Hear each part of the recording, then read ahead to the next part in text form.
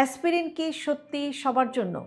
এই ছোট্ট ট্যাবলেট নিয়ে মারাত্মক কিছু ভুল আপনি করছেন না তো?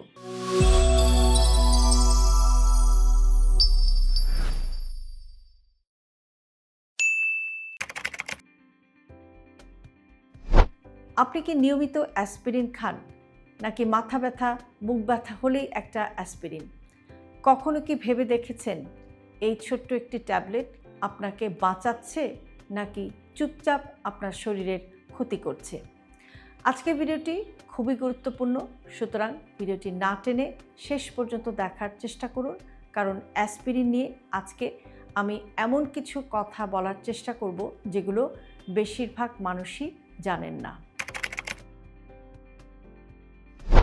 অ্যাসপিরিন একটা ওষুধ, কিন্তু ভুলভাবে খেলে এটা ওষুধ না হয়ে আপনার শরীরের জন্য ঝুঁকি হয়ে দাঁড়াতে পারে।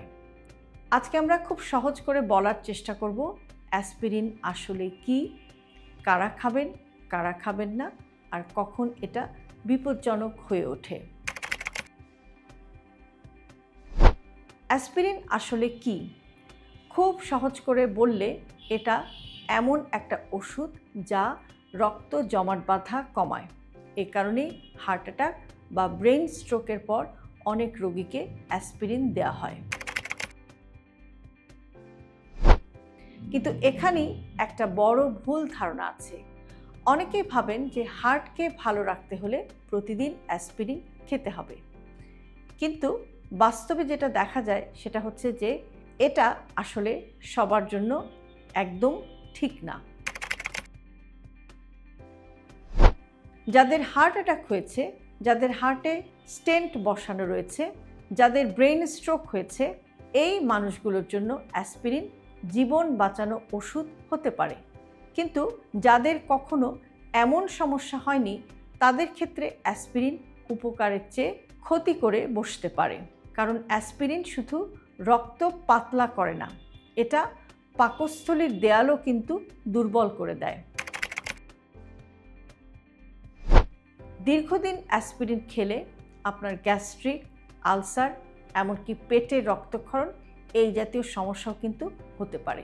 অনেক মানুষ আছেন যারা মাথা ব্যথা হলেই অ্যাসপিরিন খান, কিন্তু নিয়মিত এই অ্যাসপিরিন খাওয়ার অভ্যাস কিন্তু ভবিষ্যতে বড় সমস্যা ডেকে আনতে পারে। আরেকটা বিষয় খুবই গুরুত্বপূর্ণ যে অ্যাসপিরিন সবার শরীরে একভাবে কাজ করে না। যাদের পাকস্থলীর সমস্যা আছে, রক্তপাতের ঝুঁকি আছে, কিডনির সমস্যা আছে, অথবা যাদের বয়স 60-এর বেশি, তাদের ক্ষেত্রে অ্যাসপিরিন কিন্তু খুব সাবধানে ব্যবহার করতে হয়। অনেকে আবার ভাবেন যে লো ডোজ অ্যাসপিরিন বা বেবি অ্যাসপিরিন তো নিরাপদ। হ্যাঁ, লো ডোজ অ্যাসপিরিন তুলনামূলকভাবে নিরাপদ, কিন্তু সেটাও তখনই যখন ডাক্তার প্রয়োজন মনে করেন তখনই আপনি খেতে পারবেন। নিজের সিদ্ধান্তে অ্যাসপিরিন খাওয়া মানে নিজের শরীরকে একটা ঝুঁকির মধ্যে ফেলে দেয়া। আরেকটা বিষয় হচ্ছে যে অ্যাসপিরিন কখনোই আপনি খালি পেটে খাবেন না। খাবারের পর অ্যাসপিরিন খেলে পাকস্থলীর ক্ষতি কিছুটা কমে। আপনি যদি ডায়াবেটিক হন, আপনার যদি হাই ব্লাড প্রেশার থাকে বা আপনার যদি কোলেস্টেরলের সমস্যা থাকে, তাহলেও মনে রাখবেন যে সবার কিন্তু আসলে অ্যাসপিরিন লাগবে এমন কোনো নিয়ম নেই। ডাক্তার সাধারণত তখনই অ্যাসপিরিন দেন যখন আপনার হার্ট অ্যাটাক বা ব্রেন স্ট্রোকের ঝুঁকি উপকারের চেয়ে বেশি হয়। এ কারণেই আজকাল অনেক গাইডলাইনে বলা হয় যে প্রাইমারি প্রিভেনশনের জন্য, মানে আগে কখনো হার্ট অ্যাটাক হয়নি এ সমস্ত মানুষদের ক্ষেত্রে অ্যাসপিরিন খুব সাবধানেই ব্যবহার করা উচিত। সবচেয়ে ভয়ঙ্কর যে বিষয়টা সেটা হচ্ছে যে অনেকেই অ্যাসপিরিন শুরু করেন কিন্তু হঠাৎ আবার সেটা বন্ধ করে দেন। এটা খুবই বিপজ্জনক হতে পারে, কারণ অ্যাসপিরিন শুরু বা বন্ধ দুটোই ডাক্তারের পরামর্শে হওয়া একেবারে মাস্ট। এখন প্রশ্ন আসে যে আপনি কি করবেন? আপনি যদি অ্যাসপিরিন খান, একবার ভেবে দেখুন যে অ্যাসপিরিন আপনি কেন খাচ্ছেন, কে আপনাকে অ্যাসপিরিন খাবার পরামর্শ দিয়েছেন।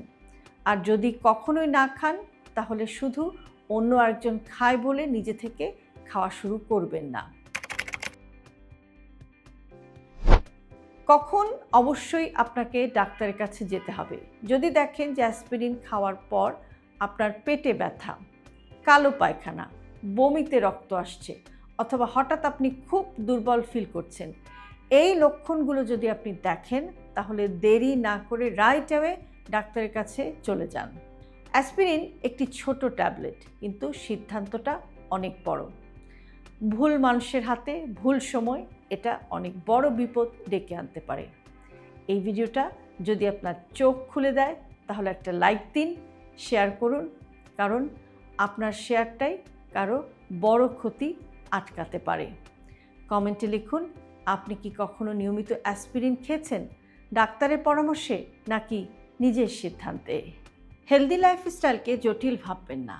আপনার দৈনন্দিন জীবনে ছোট ছোট অভ্যাসের পরিবর্তনই আপনাকে নিয়ে যেতে পারে একটি সুস্থ জীবনধারার দিকে। আর সে কারণে আমরা সবসময় বলে থাকি হেলদি লাইফস্টাইল সিম্পলিফাইড।